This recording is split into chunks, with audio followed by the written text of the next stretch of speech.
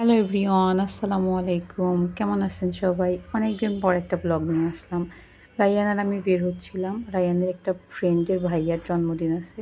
তাই আমি আর রায়হান ভাবছিলাম বেশ কিছু কাজ আছে, প্লাস একটু কেনাকাটা করবো, ওদের জন্য কিছু গিফট কিনবো। আর রায়হানের চুল কাটার জন্য নিয়ে আসলাম। অনেকক্ষণ চেষ্টার পর একটা সেলুন পেলাম যেখানে রায়হানকে আসলে চুলটা কাটানোর জন্য নিয়ে এসেছি। দুপুরবেলা হয়ে গেছিলো যে কারণে কোনো সেলুনই ওর চুল কাটতে পারছিলাম না। তারপরে এই যে আমরা চলে এসেছি সন্ধ্যায় রায়ানের বন্ধুর বাসায়। রায়ানের বন্ধু মিলে বসে খেতে বসেছে। ওরা দুজনেই চেষ্টা করছিল নিজের হাতে খাওয়ার। রায়ান খুব একটা খেতে পারে না নিজে হাতে, কিন্তু ওর সমবয়সী কেউ একজন থাকলে চেষ্টা করে। দুজনের টেবিলের নিচে বসে পড়েছিল। ওর ভাইয়াকে সারপ্রাইজ দিবে এখান থেকে নাকি। তার দুজনে মিলে বসে পড়েছিল একদম টেবিলের তলাটাতে। আসলে এরকম ছোটোখাটো জায়গা পেলে না রায়হান ঢুকে পড়তে চায়। আর এই বাবাটার ছিল জন্মদিন।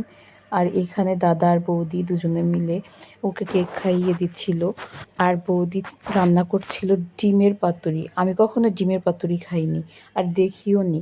অনেক রকমের পাতুরি হয় শুনেছি, কিন্তু ডিমের পাতুরি আমি এই প্রথম দেখলাম। খেতেও নাকি ভীষণ ভালো হয়। আমি আগের দিন যখন গিয়েছিলাম দেখলাম বৌদি এরকম করছে, তাই আমি একটু ভিডিও ক্লিপ নিয়ে নিয়েছিলাম।